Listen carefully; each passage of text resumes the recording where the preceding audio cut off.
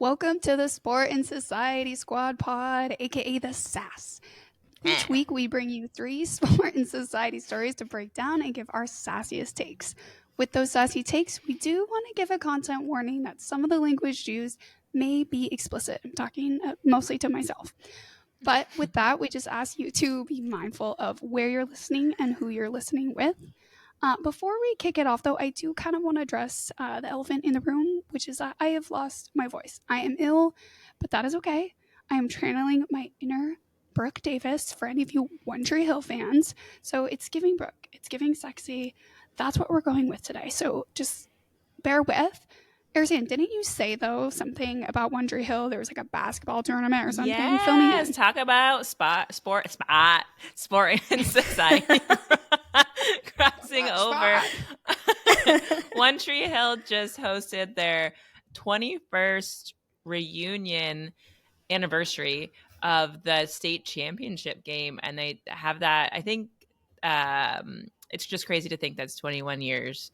And they had the whole cast reunion, and there's pictures about it, which is cool. But I also feel a little old. Right? Who are you telling? Yeah, but I do love that they do that reunion, that state like game as a charity event every single year. So that's pretty cool that they've kept that up, and the fans still show up every time for it. So pretty cool. Chelsea, I'm sorry you're not feeling well, but you sound really cool. So keep it up, my friend. But hey, y'all, it's Wahida. Enough of that. Before we get into the playbook for today, we have a lot to talk about. So I do want to take a quick huddle and cover a few of our sport and society highlights from this past week, so our listeners can feel like they are in the know with the sport and society and pop culture world as well. So here are some highlights that we won't be breaking down in depth, but we think are worthy to note. To start, in society news, Genie in a Bottle, or as they call it in football, a safety, turns 25 this year. Christina Aguilera is celebrating 25 years of her debut album with an EP featuring reimagined hits, including collaborations with Sabrina Carpenter and Machine Gun Kelly. Wow, what the heck? Machine Gun Kelly? It's giving just like all blonde album. Yeah, right. It's true. Maybe that was a qualifier. And we were saying 21 was old. 25? That's crazy. That's crazy. Well, it's even crazier to think that I was like 6 listening to that song, but like whatever. And look at you now. But in WNBA news, the league is expanding. So that's really exciting. A new team is being added in Portland, our neighbors. This comes after an announcement earlier this season that the Golden State Valkyries will also be added. So we're taking the league to 15 teams. Wow. That's so exciting. Speaking of the WNBA, Asia Wilson is the first player in the WNBA and the NBA to lead the league in points, rebounds, and blocks in a season. She also just locked down her 3rd MVP. So crazy. We love Miss Asia. Hell yeah. That's Can you Chelsea has questions. Yeah, Chelsea has questions. What do you mean she's the first player to lead? She's so just like in all 3 categories. She's the first player to lead in all 3. So she has the most points in a season, most blocks in a season, and that's most never been in a done season. in the NBA either? Not by one person, no. Oh my God, that is a huge deal. Yeah. She's I'm sure. WNBA and NBA, yeah. And she's, joining a select few of 3-peats like Lisa Leslie of the MVP. Mm-hmm. And so I just love to see it. Cheryl Swoops. Yeah, Cheryl Swoops. Hate to see that the Aces, who Asia Wilson is with, is playing the Storm the first round of the playoffs. So that's a little rough because I love Asia Wilson, but damn. I know. I'm sad that it's only 3 games too. So yeah, we got to work on that. But yeah, go Storm anyway. Related news, in the WNBA, Angel Reese graced the cover of the Sports Illustrated Power List issue. That highlighted the 50 most influential figures in sports, and that also included a list of 15 other women or ownership groups. So that's really impressive. Yeah. love to also see that number get more than 15 for women one day Agreed. soon. Agreed. I know the two of you aren't big baseball fans, but in baseball news, this one's a big one.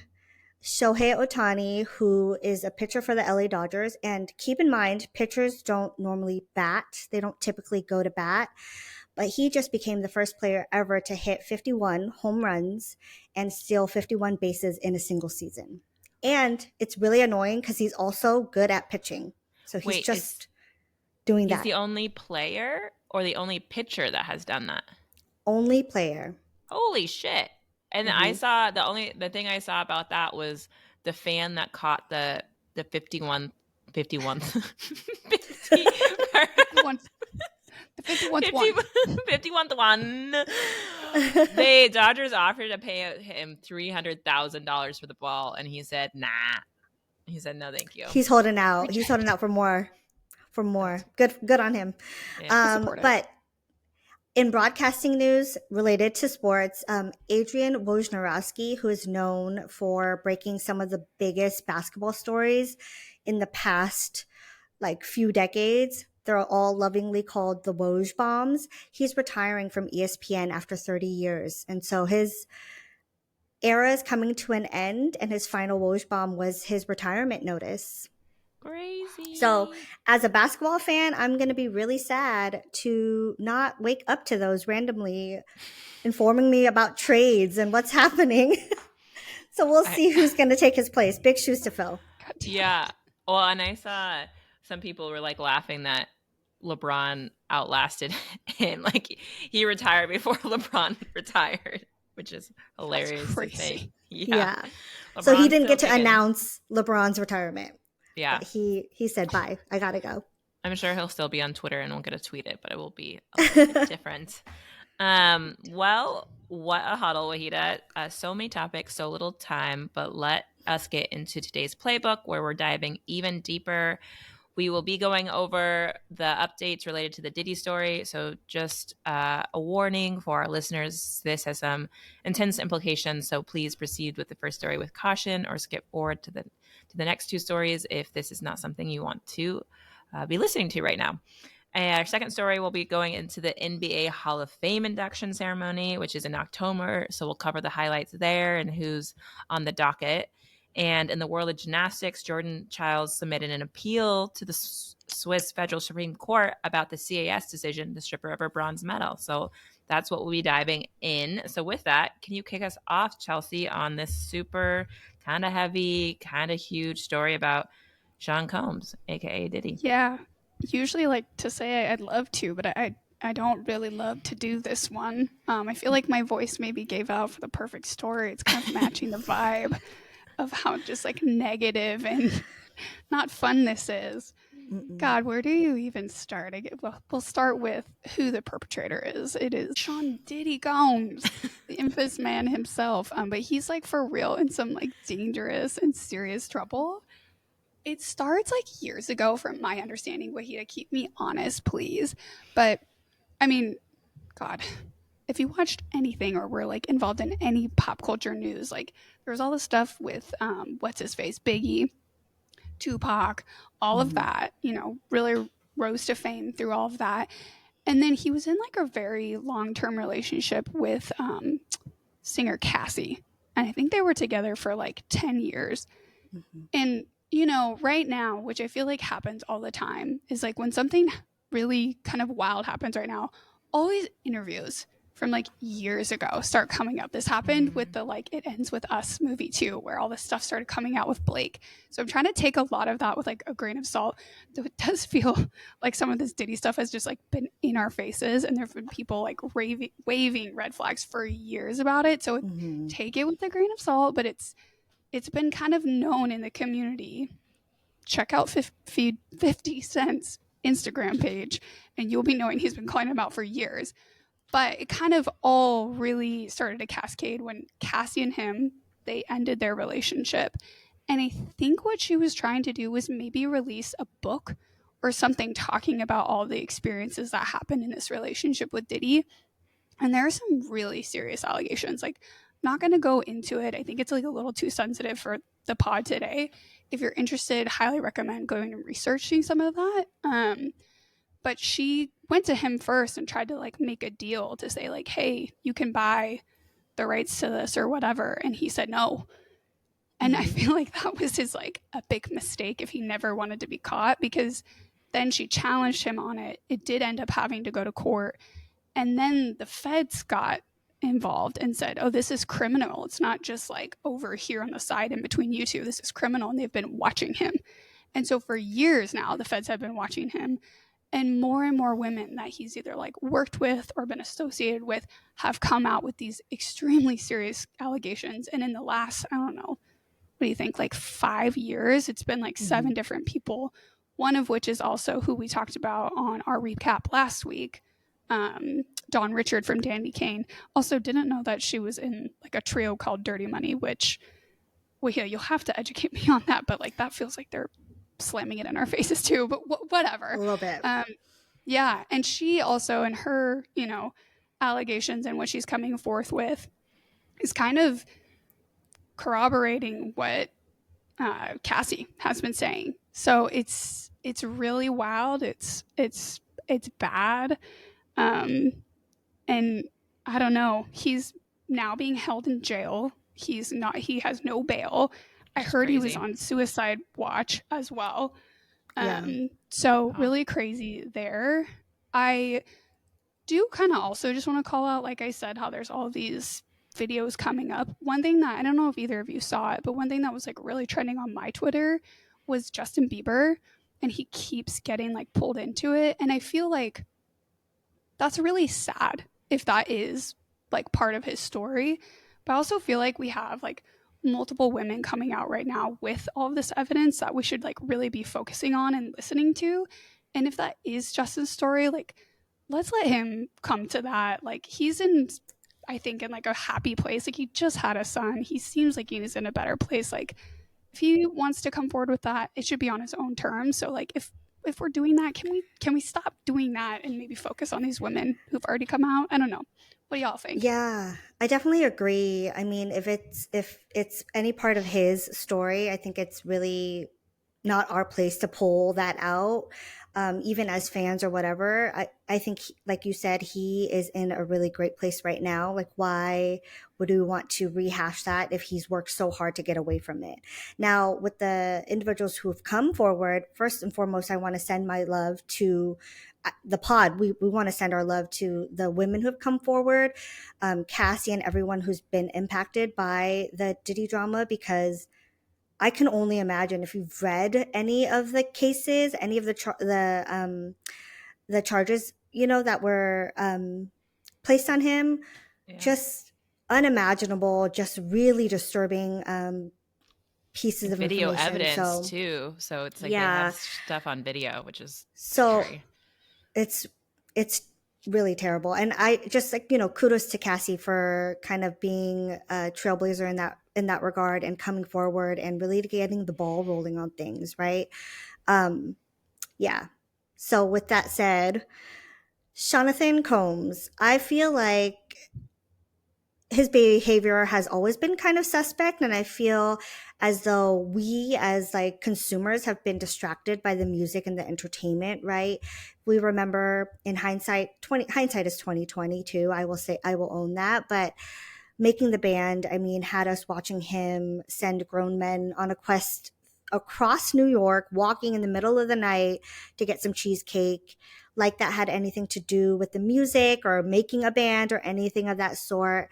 And he also had to be in every video, even though he wasn't necessarily in the song. And of course, again, hindsight's 2020. So it just all feels like this power play, right? The way that he was showing up even in those spaces, but we were watching it with a different lens with less information, of course. But I think just now with more and more information coming out, we're starting to see kind of the darkness in all of that behavior and how much darker than we actually all thought it was probably originally.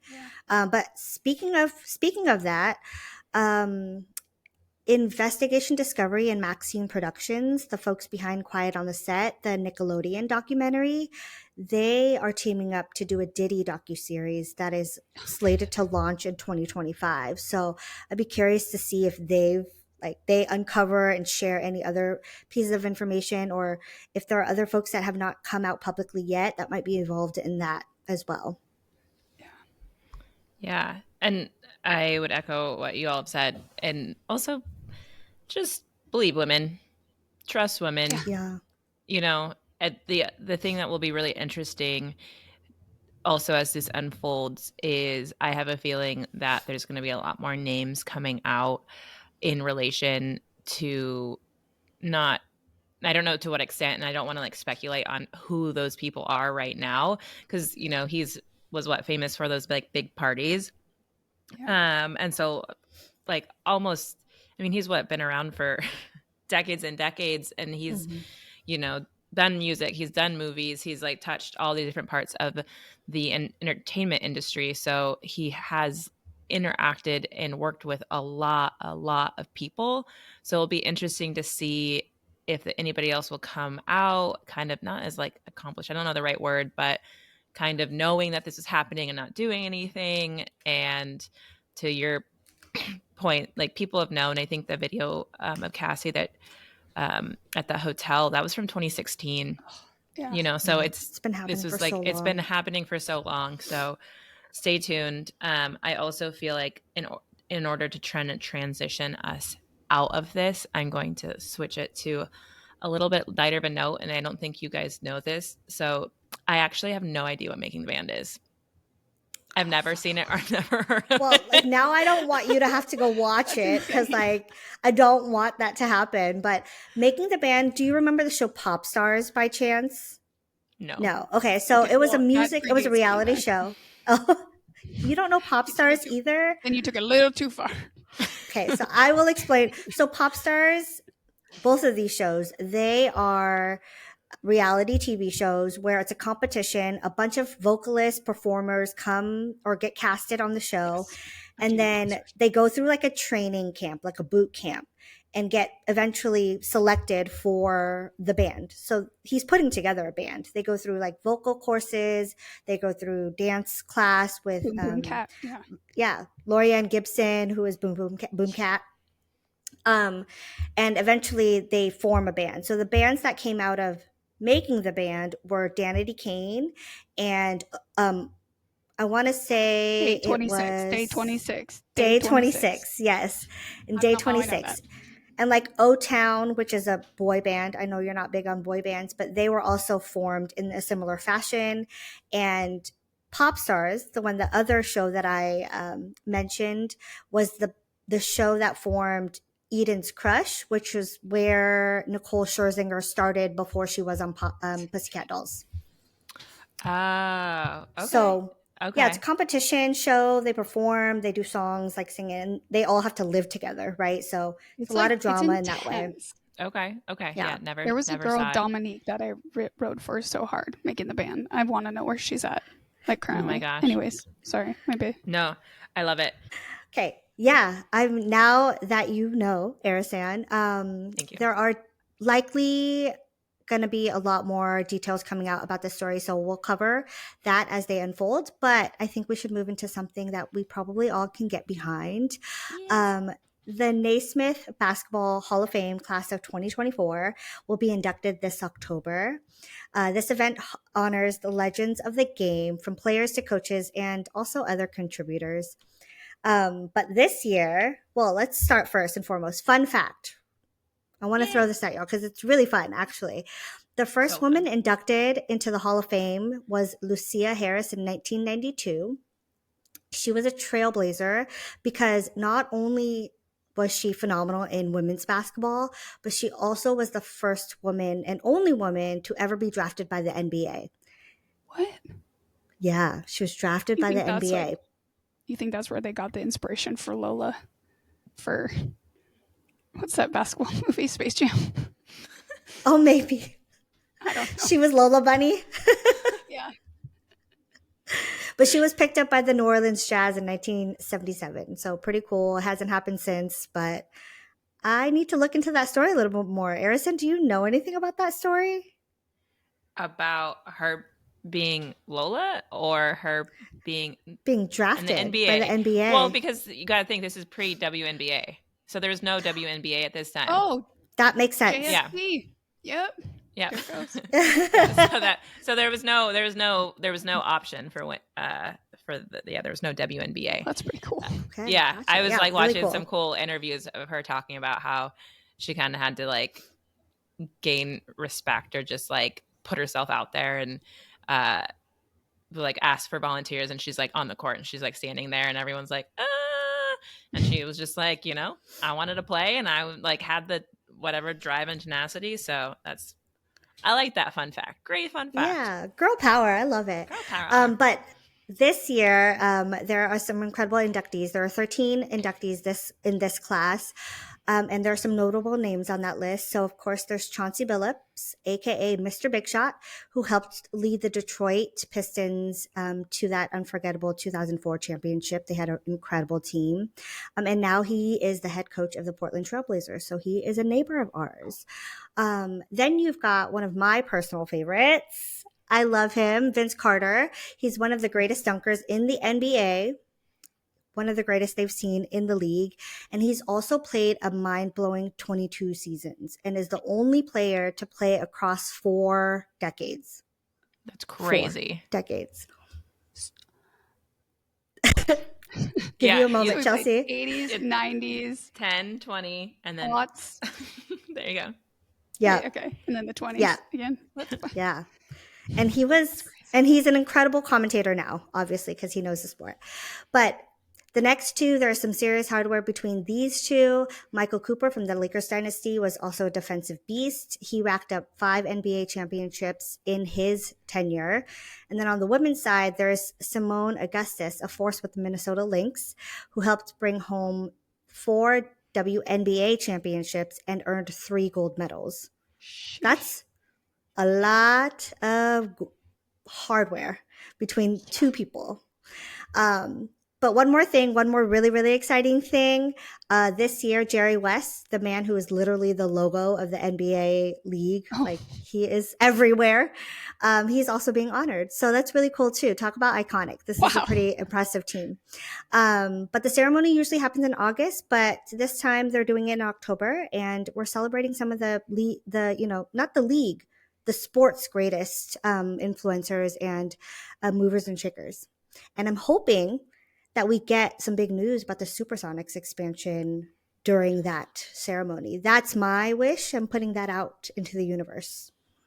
A wish. Wouldn't that be perfect? Would they announce that at there? Would that be the time when they would announce it, or they just kind of like pair the announcement? I mean, they might. Absolutely. Who knows? It would be an opportune time to do it. That's true. Actually, yeah, they would be. Now would be also 5 years ago, 10 years ago would have been great too. But I think, you might be onto something because the whole OKC, Oklahoma Thunder, which is where the Sonics went to, them just being like, yeah, we'll give you your Sonics history just coming out. And it's like, I don't even know why that was something that is coming up now. And it's like, obviously, you didn't earn obviously, this. Yeah. It's like, also not yours. Get it out of here. Definitely going to come back to us. Yeah. Yeah. So I'm mad and I don't even know what it means. I'm like, that's weird. Don't say that. Yeah, we just bring back the Sonics. It's been way too freaking long. We now got a better stadium and arena and sports culture. There's like literally no freaking reason why we shouldn't have an NBA team. Yeah, it's set up for it. I know that Climate Pledge Arena has the WNBA locker room for the Storm. They also have the Kraken locker room, and there's a third locker room for our NBA team when they come back. So we're ready. And we have some damn good fans in the city. But just speaking about that, like, Arison, I feel like you're very familiar with all of these players. I'm curious, like, if there is anyone that sticks out to you, or if you could, like, play a pickup game with any one of them, who would that be? Of all time, like all of time Hall of Famers? Or, okay. So my favorite NBA player of all time was Tim Duncan. I mean, is still Tim Duncan. He played for the San Antonio Spurs, and he, I believe, number one draft pick, right? Yeah, he was inducted in like into the Hall of Fame, I think in 2020. And he is like probably one of the best power forwards of all time. And I loved him so, like, Arisan growing up as a basketball player, loved him so much because he played such good fundamental basketball and he wasn't flashy, which is just how I played. And I just like respected his game. Won all these You like played just like NBA. Tim Duncan. Yeah. Huh? She's like, I played just like Tim Duncan. Like, Yeah. that's exactly So we who have I was. future Hall of Famer. Yeah. I was like, yeah. Yeah, and I will say too, on the coach side, I just got to shout out Pat Summitt, who was the coach for Tennessee, which is where Candace Parker, who just retired from the WNBA, played under Pat Summitt, and she hit like 1,000 winningest coach. Now that's been broken, but she was inducted in the inaugural class of coaches when coaches started getting inducted. So she was in the first induction, and she passed away a few years ago. And so just shout out to Pat Summitt. That's She's really a cool. freaking legend. I loved watching her coach. I loved reading her books. So I mean, that's me geeking out on basketball. So I know that people are like, I don't know who these people are unless you're playing. Well, I mean, we're here to learn, right? So, like, Yeah. those are incredible people to look up. There's historic figures in this conversation, right? Tim Duncan, I know we've talked about this, Arisan. Like, that San Antonio Spurs team to me was so boring because they were so fundamentally good. It wasn't flash. Like, I'm sorry, I'm not, and I say this, I own it. I never played the sport, right? So I watch it as a fan. I watch it for entertainment. The San Antonio Spurs, to me, I know they were a winning team, but they weren't entertaining to me. So I own that much. I know that they're great. I know I give all of them their dues, right? Tim Duncan.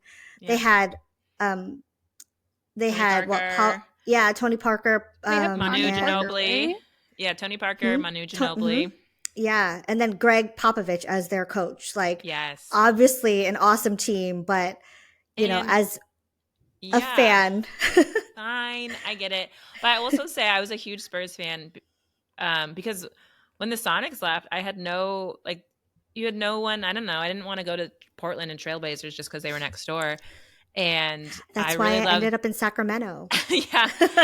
So I loved I fell in love with the Spurs and how they played. And even I know towards the end, Kawhi Leonard, played for the Spurs too. I love how he plays. So, and the Spurs, I believe, I'm not 100% on this, but I feel pretty confident about it. So I'm going to say it. I think they were the first team to hire a female coach as a female NBA coach as an assistant. So I think they were the first team to do that. And now you're starting to see a lot more like NBA, not a lot more. I think it's like, maybe like a handful I wouldn't be surprised that like have women coaches on their staff for NBA and NFL. I actually wouldn't be surprised if that were a fact because I think wasn't it Becky Hammond, or Becky Hammond was on Greg Popovich's coaching staff for some time before she became a head coach for the Las Vegas Aces. So yeah, I wouldn't be surprised if it was Greg Popovich that like set that all up and set it in motion. Yeah. So shout out that. Chelsea, how are you feeling? We just talked a lot of geeked out basketball. I like what's going on over Kiki there? Palmer like quote, I'm sorry, I don't know who that man is. Like, I don't even know what you guys are talking about. Like, for real. The only thing that really, and this is such a side tangent, is I was briefly connected to the Spurs, and it's through Tony Parker because I'm pretty positive he was married to Eva Longoria, and they got married on July 7th of 2007. So it was 7707. And why I remember that, I don't know. Like, I think we should fact check it if we can, but that's like my tie-in to that whole world. Otherwise, I don't really know what we were talking about. I feel educated. I feel like I learned Popovich, that like gorge. What is that? Well, he cheated on Eva Longoria. I lost a little with like there. Another player's wife. I'm pretty sure. What? So that's maybe some tea we could dive into for my sake. I also will just admit, like, I was Googling the NBA list. That, not whatever. I think I got on like 2 different lists for a minute because I'm like, wait, is this year or last year? I don't know. The only name that was like really sticking out to me was Vince Carter, which we've talked about. Sounds like he's a huge legend. He's kind of like the Oprah of the sports world, been with us for decades now. Like, was relevant then, is relevant now. Like, I wasn't sure where you were going with that, and I was a bit worried. started with us in the 80s, still just out here with us. So that's what I'm gonna, you could just call him the Oprah of the NBA. But did you all ever see that movie Like Mike with Bow Wow? Yes. Of Yeah. course. Apparently, when I was Googling him, apparently he made a cameo in that movie. So, fun fact for everybody, if you haven't seen Like Mike, go watch it. It's kind of similar to Rookie of the Year, but different. And once I Google what the heck Vince Carter looks like, I will be on the lookout for him in the film. I kind of thought he was like the main other actor, like with it. And Sean was like, no, that was an actor. Like, that was not. And I'm like, you never know. Like, so yeah, that's really all I can bring to this conversation. Like, truthfully, factually, that's all I know. I do hope the Sonics like come back, like, and maybe that will be my basketball origin story in the future. I like that for you. Yeah. I like, not to put that on their back, Well, but like, I will say this. You are a basketball fan because you went to a Storm game. Yeah. So It's we true. have basketball, just men's basketball. Which I love. Yeah. I love that it's WNBA first instead of NBA. Like, that's true.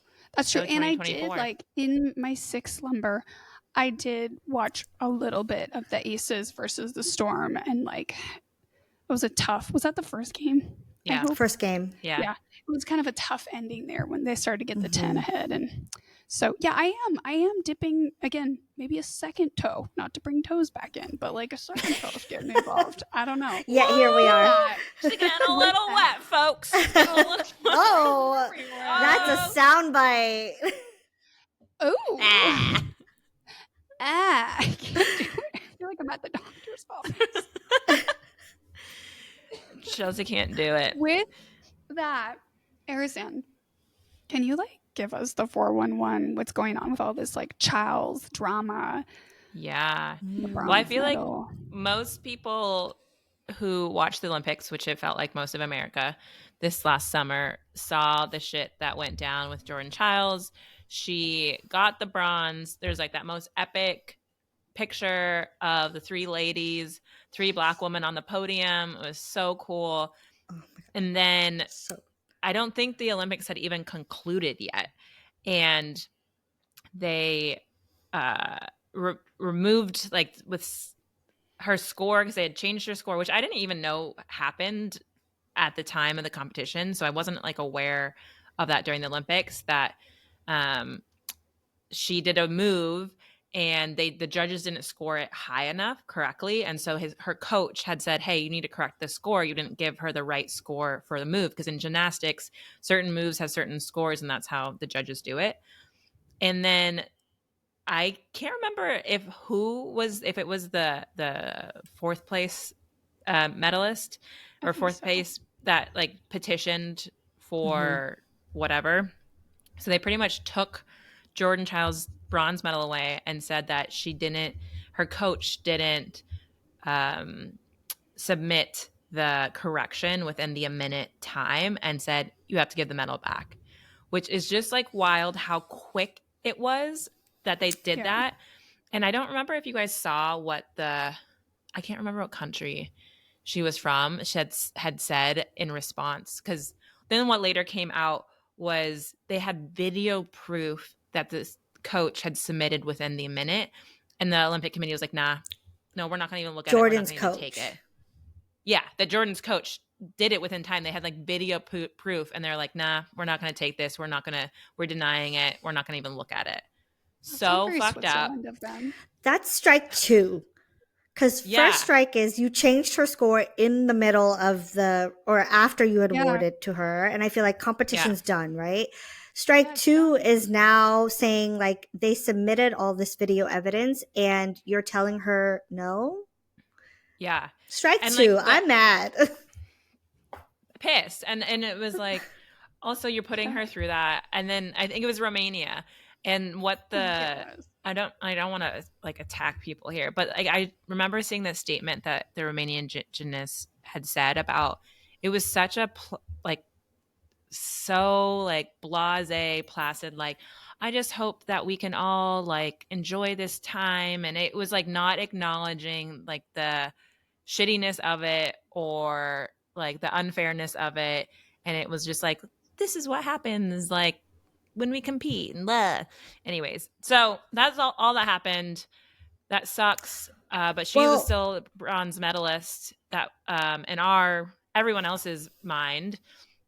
But she just recently um, taking the case to the Swiss Federal Supreme Court and saying that the whole arbitration process itself was unfair. So taking like the whole process, and that she didn't get enough time to prepare her defense, and it feels like the decision was based on a mistake, and it's isn't just a fight about the bronze medal. It's really about making sure future athletes don't have to go through what she's going through, because I remember she's talked on it a few times. It's just like the emotional toll that has Yeah. taken on her, going up yeah. and going down, like being attacked. Like she's been on this also like redemption tour, not redemption tour, but like she's been like on Fashion Week, all these places, which is great. But she has talked multiple times of like it still like sucks, even if people are like, oh, you deserve that. And so yeah, what do you all think of this? I mean, I thought it was booty. I hate it for her. It's just like unfortunate. I agree with everything that you're saying. I do also like, I'm so curious. I'm glad to hear that she's taking it back to them and kind of challenging, because like I don't remember this happening in prior Olympics, like this being such a factor, but it feels like that just with sports in general right now, because technology is getting so good and like ways that they can like catch mistakes and like judgment is like just changing the sport in general. So like I don't know. I have such a weird take with it because part of me is like, part of what makes sports fun is that like human error element. Like there's gonna be bad calls. There's gonna be someone steps out of line but somebody doesn't see it, or sometimes that's gonna happen, and like that could be the case for this. Like if we didn't have all the things in place that we did, I don't know, 15 years ago, would this even be Like a a conversation? conversation.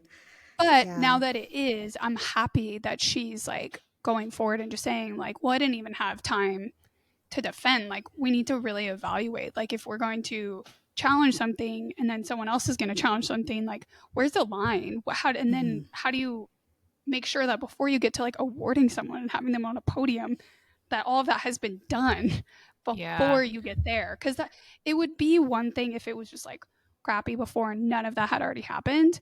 It's just like so crappy that it's just like continue to happen, and then like what do you do? So I appreciate and I didn't know that she was doing that. So that's kind of where I'm at. I will say, if she doesn't get that bronze medal back, at least she has the bronze clock from Flava Flav. I know it's not the same, but I feel like it's from us in the USA, and I support her with that. And I say wear that clock strong. I don't know. What about you, Wahida? I mean, we love Flavor Flav. He's always coming in to back up all of the USA sports teams. So he's a really good example of what it means to just back your team, right? But yeah, I feel for her too. Like winning the Olympic medal, getting the medal placed on you, you're on the podium, and then only to have it stripped away from you because of something you can control.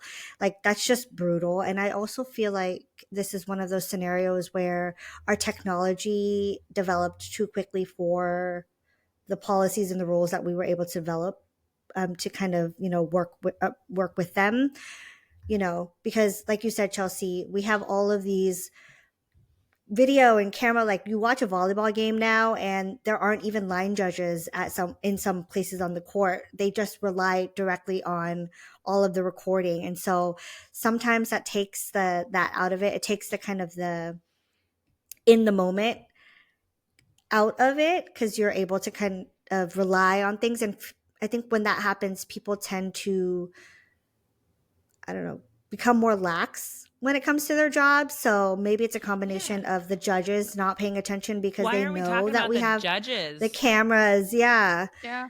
Yeah, The judge's because it mistake really in the is first place. their Like, work It to is. take care of that, right, and pay attention to that. So I'm really glad that she is challenging it, and not only just like so that she can get her medal back, but just the system in and of itself, because you know this is, I think, going to be one of those pivotal like moments in sports history that will change how we look at sports moving forward, especially gymnastics.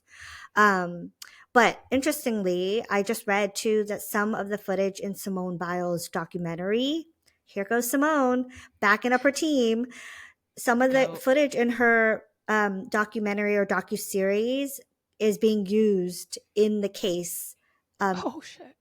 So hopefully, you know, Oh, it works interesting. in their favor, and they have enough like ample like documentation and recording of what went down and all the time marks and everything, so that she is reinstated as a bronze medalist. She's our bronze medalist no matter what. Yeah. Yes. So we have her back Yeah. She's the only bronze everywhere and medalist in anywhere. my mind.